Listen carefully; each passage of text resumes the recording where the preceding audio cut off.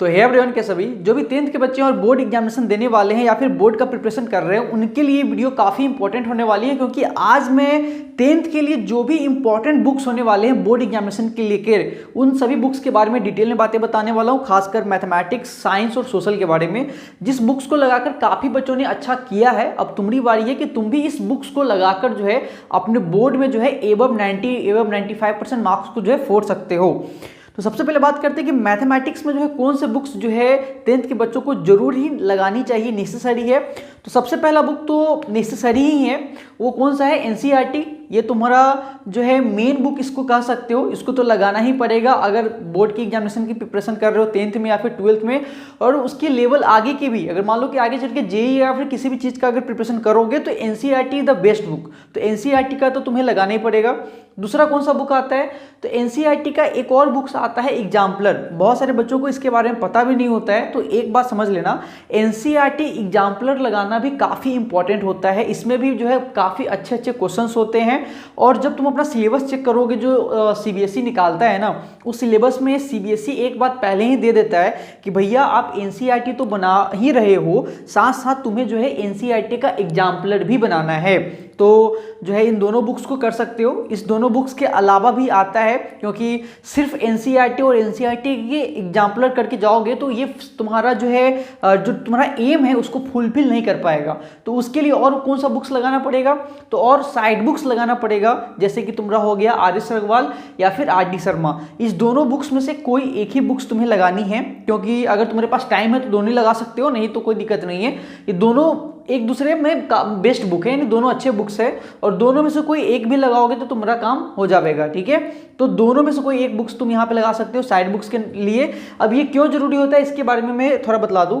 देखो एनसीईआरटी क्या करता है ना कि एनसीईआरटी का मान लो कि अगर किसी एक्सरसाइज में अगर 10 क्वेश्चन है तो 10 क्वेश्चन एक दूसरे से डिफर क्वेश्चन होगा, कोई क्वेश्चन मैच नहीं करता है या फिर एक जैसा दूसरा क्वेश्चन नहीं होता है। तो मान लो कि कोई अगर हम एक अच्छा क्वेश्चन पढ़े हुए हैं, वैसे सारे क्वेश्चन अच्छे होते हैं, लेकिन मान लो कि कोई एक थोड़ा वीवीआई टाइप का क्वेश्चन हम पढ़े तो एनसीईआरटी में वैसा क्वेश्चन दोबारा मिलता ही नहीं है, तो बच्चों को प्रैक्टिस करना रुक जाता है। इसीलिए तुम्हें क्या है, आर.एस. अग्रवाल और आर.डी. शर्मा अगर बनाते हो दोनों में से कोई एक, तो मान लो कि अगर एक कोई क्वेश्चन बनाया ना तो उसी टाइप का और भी बहुत सारा क्वेश्चन बुक में दिया रहता है, तो बच्चों को उससे प्रैक्टिस हो जाता है और जो है उसको उस पर पकड़ बन जाता है। तो ये मात्र अगर इतना ही बुक्स अगर कर लेते हो तो मैथ्स का तुम्हारा बाकी सारा चीज़ फुलफिल हो जाएगा, तुम्हारा मैथ्स का काम हो जाएगा। ठीक है, और लास्ट में जो है सैम्पल पेपर वगैरह आते हैं तो उसको भी तुम करोगे तो तुम्हारा काम अच्छे से हो जाएगा बोर्ड की प्रिपरेशन का। ठीक है, अब बात करते हैं कि साइंस के लिए कौन कौन सा बुक्स तुम्हें जरूर लगानी चाहिए। तो साइंस में भी फिर से वही बात कि एनसीईआरटी तो तुम्हारा मेन है, एनसीईआरटी तो तुम्हें लगाना ही पड़ेगा और एनसीईआरटी का एग्जाम्पलर भी लगाना पड़ेगा। ये दोनों का दोनों बुक्स तुम्हें लगाना पड़ेगा। उसके बाद सबसे इंपॉर्टेंट साइंस के लिए तुम्हारे लिए क्या मतलब होने वाला है, फिजिक्स, केमिस्ट्री और बायो के लिए, वो है तुम्हारा क्लास का नोट्स, या फिर कोचिंग का नोट्स हो या फिर तुम स्कूल में पढ़ रहे हो वहाँ का नोट्स है। ये बुक्स से भी तुम्हारे लिए बहुत ज़्यादा इंपॉर्टेंट है तुम्हारा नोट्स। अगर नोट्स अच्छे से है और उस पर पकड़ बना हुआ है तो समझो कि तुम्हारा साइंस हो जाएगा, अच्छे मार्क्स आ जाएंगे साइंस में।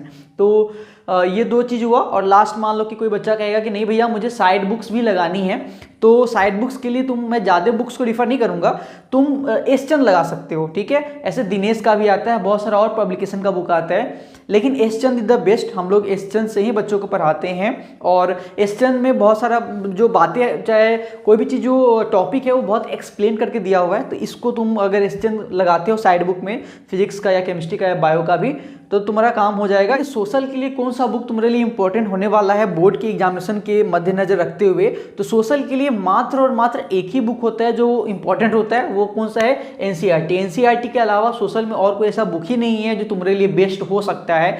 और सोशल के बारे में तो तुम्हें भी मालूम है, कितना भी पढ़ लो लास्ट में जो है रट्टा मारना ही पड़ता है। तो सोशल के लिए एनसीईआरटी के अलावा दूसरे बुक पे जाने की सोचना भी मत, क्योंकि गए तो समझो कि कहानी समाप्त हो जाएगा, यानी कि डाइवर्ट होने वाला जो काम होता है ना वो हो जाएगा। तो सोशल के लिए सिर्फ एनसीईआरटी। और मान लो कि अगर क्लास में तुम्हारे सर जो है नोट्स अगर लिखवाए हुए हैं या फिर क्वेश्चन आंसर करवाए हुए हैं तो वो तो और बेस्ट हो गया, सोने पे सुहागे वाली बात हो गई, तो वो भी तुम कर सकते हो और तुम्हारा जो है सोशल भी अच्छा हो जाएगा। बाकी इंग्लिश और हिंदी के लिए लिटरेचर पोर्शन होता है, तो वो जो बुक्स आते हैं उससे भी तुम अपना करके जो है हिंदी और इंग्लिश निकाल सकते हो। ये तीन इसीलिए बताना पड़ा क्योंकि ये तीनों जो है खासकर मैथमेटिक्स और साइंस ये तुम्हारा मेन सब्जेक्ट्स होता है, सोशल भी मेन में आता है। बुक्स ये काफ़ी इंपॉर्टेंट है, अगर लगाते हो तो मैं यकीन के साथ कर सकता हूं कि तुम्हें जो है बहुत अच्छे मार्क्स आएंगे, क्योंकि इस बुक्स को लगा के अपने यहाँ काफी बच्चों ने अच्छे मार्क्स लाए हैं। अगर तुम लगाते तो तुम्हें भी बहुत अच्छे मार्क्स आएंगे। अगर किसी और प्रकार का अगर कोई भी क्वेश्चन है कमेंट में डाल देना, अगली वीडियो में उसको जरूर सॉल्व कर दिया जाएगा। आज के लिए बस इतना ही, मिलते हैं अगली वीडियो में। Have a good day, bye bye, take care.